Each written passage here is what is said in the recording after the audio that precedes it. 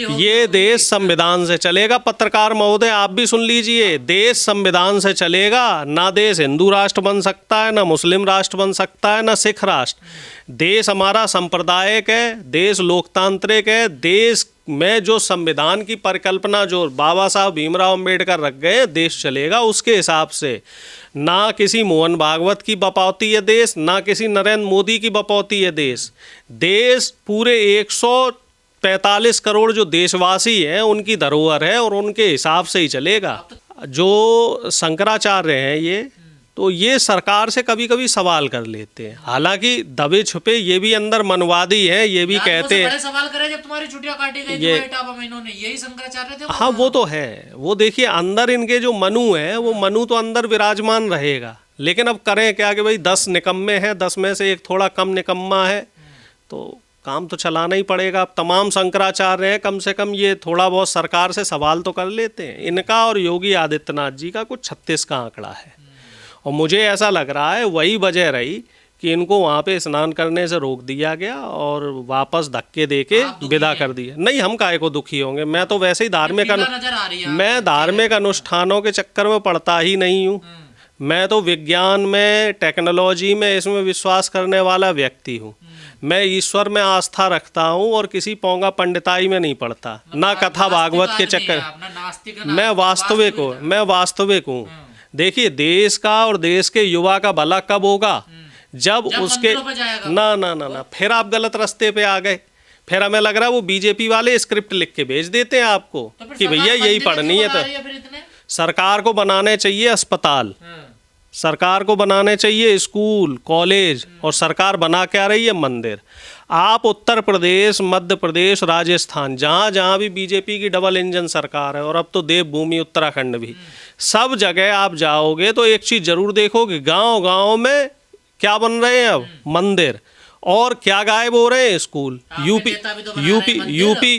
में भी गायब हो रहे हैं स्कूल, यूपी में भी गायब हो रहे। अरे एक ही तो बना रहे, यहाँ तो सरकारी पैसे से बन रहा है। अखिलेश यादव जी तो अपने पैसे से बना रहे हैं। योगी आदित्यनाथ में, प्रधानमंत्री मोदी में अगर हिम्मत है तो अपने निजी पैसे से बनाओ ना मंदिर, अपने निजी पैसे से धार्मिक अनुष्ठान करो। आप सरकार के पैसे से, जो देश की 145 करोड़ जनता के टैक्स का पैसा है, मेहनत का पैसा है, इसको हमारे दर्शक समझें। जो ये सरकार धार्मिक अनुष्ठान कर रही है, ये कोई अपनी जेब से नहीं करवा रही, ये आपका लिया हुआ पैसा जिसे आपकी बेहतरी में लगाना था। अगर सोचो, ये हजारों करोड़ रुपए जो बर्बाद इधर उधर किए जा रहे हैं, अगर इस पैसे से डीजल पेट्रोल में सब्सिडी दी जाती, आपकी शिक्षा में सब्सिडी दी जाती, आपके लिए नौकरियां दी जाती, तो ज़्यादा फायदा होता है। आप ज़्यादा फायदा उसने बताया नहीं जनता को कि आपका क्यों नहीं बताया? मैं विपक्ष नहीं हूँ, मैं नहीं बता रहा हूँ जनता को, मैं बराबर बता रहा हूँ। 6-7 साल से तो मैं ही बता रहा हूँ जनता को, और जनता समझ भी रही है। और जनता नहीं समझ तो 240 पे रुकते। जनता अगर जनता हवाई जहाज से किसी मंदिर का उद्घाटन करने जा सकता है? नहीं जा सकता। जो साइंस और टेक्नोलॉजी के रास्ते पे चला है वही विश्वगुरु बना है। आज पूरी दुनिया में चीन का, जापान का, अमेरिका का, यूरोप के जो तमाम कंट्री हैं, इनका डंका क्यों बज रहा है? विकसित देशों में इन लोगों के नाम क्यों शुमार में है? हमारे देश का नाम कहीं विकसित तो छोड़ दीजिए, अब विकासशील देश में भी नहीं रहा, तो कारण कहाँ बज रहा है वो हमें बताओ। हमें बताया जाए कि भारत का डंका कहाँ पे बज रहा है। हाँ, भुखमरी में तो डंका बज रहा है हमारा, झूठ बोलने में, जुमलेबाजी में हमारा डंका बज रहा है, धार्मिक जो उन्माद फैलाया जाता है पूरे देश में उसमें हमारा डंका बज रहा है। आए दिन धर्म के नाम पर जो दंगे फसाद हो रहे हैं उसमें ज़रूर हमारे देश का नाम का डंका भी नहीं कह सकते, देश का नाम खराब हो रहा है। बजाने से कुछ नहीं होता।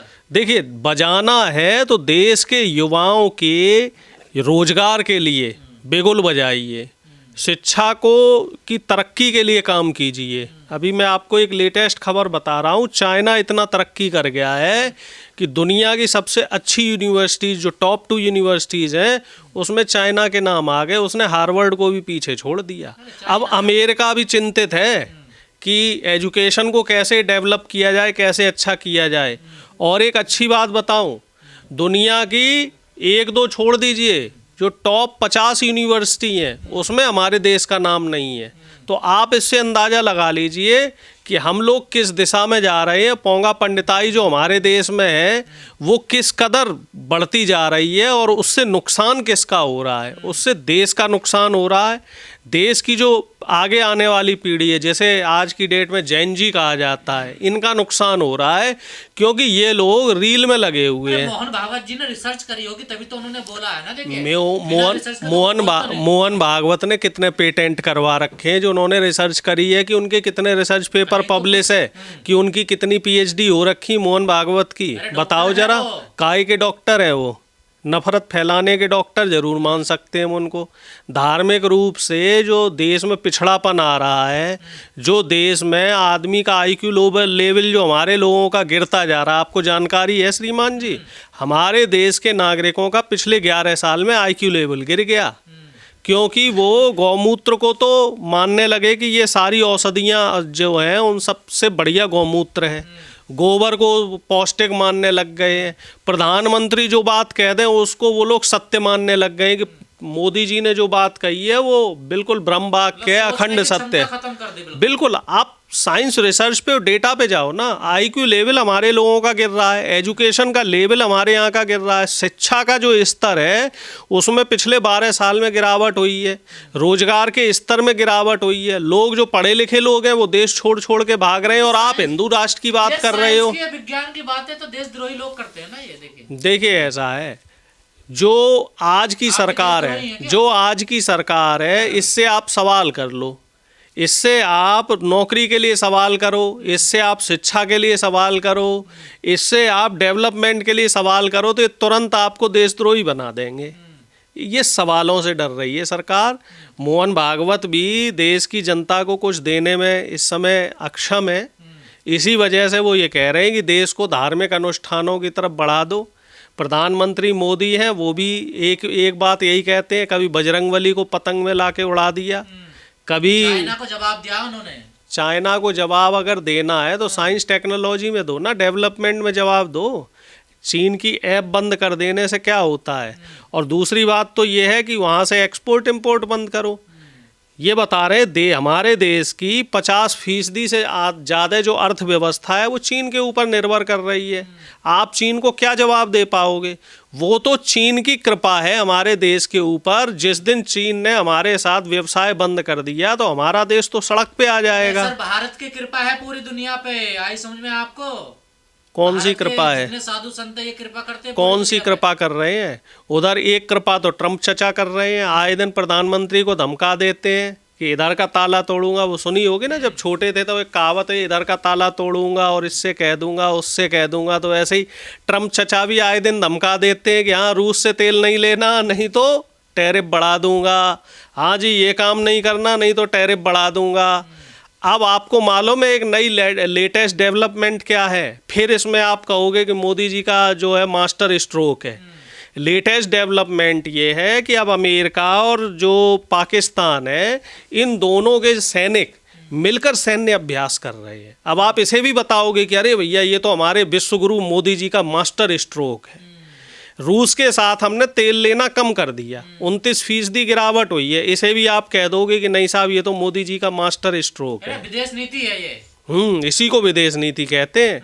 देश की जनता का नुकसान हो जाए लेकिन ट्रम्प के खिलाफ कुछ ना बोल पाए। पहले भी प्रधानमंत्री रहे हैं। कांग्रेसियों को सनातन से क्या दिक्कत है? आप विदेश नीति में धर्म कहाँ से आ गया? विदेश नीति में बताइए कहाँ से धर्म? जरूरी है। पहले देश मजबूत होना जरूरी है, धर्म तो अपने आप में मजबूत है। धर्म कहाँ जा रहा है? धर्म कौन सा कम जा? आपका धर्म मजबूत नहीं होगा तो? देश है तो सब कुछ है। देश की जनता अगर समृद्ध है, खुशहाल है, तो सब कुछ है। धर्म का क्या करोगे? राष्ट्रीय सुरक्षा सलाहकार अजीत डोभाल जी कह रहे हैं कि युवाओं को अपने अंदर आग जगानी चाहिए, बदला लेना है। वाह जी वाह, वाह जी वाह, बहुत बढ़िया बात कही अजीत डोभाल जी ने। ये तो वही बात हो गई कि पर उपदेश कुशल बहुत रे। अपने लड़कों को तो पाकिस्तान की कंपनियों के साथ टाई अप करके धंधा करवाओ, बिजनेस करवाओ, विदेश में अपने लड़कों को पढ़वाओ, और हमारे लड़कों कह रहे हो कि आग जलानी चाहिए, पाकिस्तान को नीचा दिखाना चाहिए। हमारे युवाओं के हाथ में किताब और कॉपी की जगह क्या होना चाहिए? तलवार और भाले होने चाहिए। हमारे युवाओं को आप बरगलाओगे, हमारे युवाओं को आप बहकाओगे। हमारा युवा सरकार से सवाल ना कर ले, सरकार से नौकरी ना मांग ले, इसके लिए आप उसको धर्म के नाम पर लेके जाओगे। आए दिन, अरे रुको, इंसान बच नहीं रहा है। आप गाय भेड़ों और बकरियों की बात कर रहे हो, आप इंसान की बात करो ना श्रीमान जी। इस समय आप इंसान की बात कीजिए। माता बचनी जरूरी है। अरे आप इंसान की बात करो। आपको पता है एक और पर्चा लीक हो गया, दिल्ली पुलिस का भी पेपर लीक हो गया, वहां भी स्कैम हो गया। इस देश में जितनी भी परीक्षाएं हो रही हैं, जितनी भी नौकरियां निकल रही हैं, हर जगह स्कैम हो रहा है। या तो पेपर लीक हो रहे हैं या फिर आरक्षण घोटाला हो रहा है। हाँ, आत्मनिर्भर ऐसे ही बन जाएगा श्रीमान जी। हमें लग रहा है वहाँ बीजेपी कार्यालय से तुम्हें भी कुछ मिलने लग गया है, इसलिए पत्रकारों ने भी सवाल करने बंद कर दिए सरकार से। आप पत्रकार सिर्फ विपक्ष से सवाल करते हैं, और सवाल भी कौन से करते हैं कि सरकार से सवाल करो तो तुम देशद्रोही, धर्म मजबूत होना चाहिए। अरे भैया धर्म छोड़ दो, जो धर्म की राह पर जो देश का युवा चल रहा है उसको मजबूत कैसे करे, इस पे बात करो। भारत को हिंदू राष्ट्र बनने से कोई नहीं रोक सकता। मोहन भागवत जी कह रहे हैं, आप देखें मोहन भागवत जी जैसे कई आए, एक वो हेड गवार भी आया था, है ना, एक गोलवलकर भी आया था, एक सावरकर भी आया था जो बुलबुल पे बैठ के पूरे देश के चक्कर मार रहा था, एक देश का पहला आतंकवादी भी आया था। कई आए और देश को तोड़ने की और देश में नफरत फैलाने की खूब कोशिश करी कई लोगों ने, लेकिन सफल कोई नहीं हो पाया। प्रधानमंत्री इस समय अपने पद का दुरुपयोग कर रहा है। क्या होता? विपक्ष क्या, आप ये बताओ, क्या लठ मार दे प्रधानमंत्री के? आप भी श्रीमान जी कैसी बातें कर रहे हो? हम सवाल ही तो कर सकते हैं। आप तो ये चाह रहे हो कि सारे के सारे विपक्ष के नेताओं को लाइन से खड़ा करके जो गोली मरवा दोगे। आप तो प्रधानमंत्री सवाल नहीं कर सकते। सवाल तो कर ही रहे हैं, संसद में सवाल करते हैं, और अभी क्या कर रहे हैं? एक यूपी अभी ये बताओ, साल के लड़के ने सवाल कर दिया, पूरी सरकार हिल गई। आप ये बताओ, 11 साल से सरकार पे कोई अभी सवाल नहीं हो रहे सरकार से। अभी मैं बैठ के यहाँ क्या कर रहा हूँ, भजन कीर्तन कर रहा हूँ। सरकार से सवाल ही तो कर रहे हैं, लेकिन आप पत्रकार लोग, आप पत्रकार लोग हमारे सवालों को सरकार तक पहुंचाते ही नहीं है, बीच में गोलमोल कर देते हैं। संसद में जब सरकार से सवाल करते हैं तो माइक ऑफ कर दिया जाता है, वो रिकॉर्डिंग काट दी जाती है। जब आप लोगों के जरिए सरकार से सवाल करते हैं तो आप लोग भी बातों को गोलमोल कर देते हो, घुमा देते हो बातों को। सरकार तक सवाल नहीं पहुंचने दे रहे हो, क्योंकि प्रधानमंत्री तो डायरेक्ट कभी सवालों का जवाब देते नहीं। प्रधानमंत्री ने ना कभी प्रेस कॉन्फ्रेंस करी। प्रधानमंत्री ने तो आज तक जनता के दुख दर्द के लिए कोई जनता अदालत भी नहीं लगाई। आपके सवालों से सरकार पे कोई फर्क नहीं पड़ता। 14 साल का यूपी का, लखनऊ का लड़का, वो भी दलित, उसके सवालों से सरकार देखिए खूब फर्क पड़ता है। सवालों से फर्क पड़ रहा है, तभी तो जातीय जनगणना हो रही। नहीं हो रही जातीय जनगणना। प्रधानमंत्री 2024 के चुनाव से पहले क्या कहते थे? देश में 4 ही जातियां हैं, और अब जातीय जनगणना शुरू हो रही कि नहीं हो रही? इस साल शुरू हो जाएगी जातीय जनगणना। तो सवाल लगातार सरकार से करने होंगे, और सवाल करने से डरना नहीं है। सरकार चाहे कुछ भी कहे, गोदी मीडिया के पत्रकार चाहे कुछ भी कहें, विपक्ष का काम है सरकार से सवाल करना। अभी मुक्तेश्वरानंद जी अभी धरने पर बैठे हुए हैं कि विपक्ष उनके धरने में शामिल होगा, उनका साथ देगा? देखिए, अब ये तो एक अलग विषय है। अब मुक्तेश्वरानंद जी की योगी आदित्यनाथ जी से क्या है क्या नहीं है।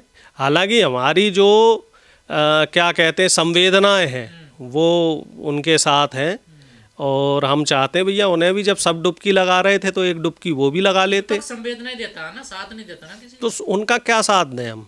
भाई देखिए, मैं सरकार से सवाल कर रहे हैं। सरकार, अभी आपने क्या कहा कि वो क्या अंदर से वो भी मनवादी है ना? मैंने नहीं कहा, ये तो आप कह रहे हैं इस बात। नहीं, उनके बयान भी तो थे। जब यादव किसी पुजारी के ऊपर कोई घटना हुई तब उन्होंने क्या कहा था कि सिर्फ ब्राह्मण ही धार्मिक अनुष्ठान कर सकते हैं।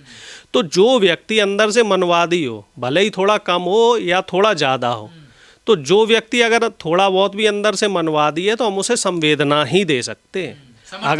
अगर कोई व्यक्ति संविधान को मानने वाला है तो हम उसके साथ खड़े हैं। देश का दलित है, देश का पिछड़ा है, देश का अल्पसंख्यक है, और देश का जो आदिवासी है, उसके साथ कोई अत्याचार होता है तो हम उसके साथ खड़े होते हैं। इंदौर में जो घटना हुई, देखिए राहुल गांधी जी वहाँ पहुँचे। तमाम जगह इस तरह की कोई भी बात होती है तो वहाँ विपक्ष के नेता पहुँचते हैं।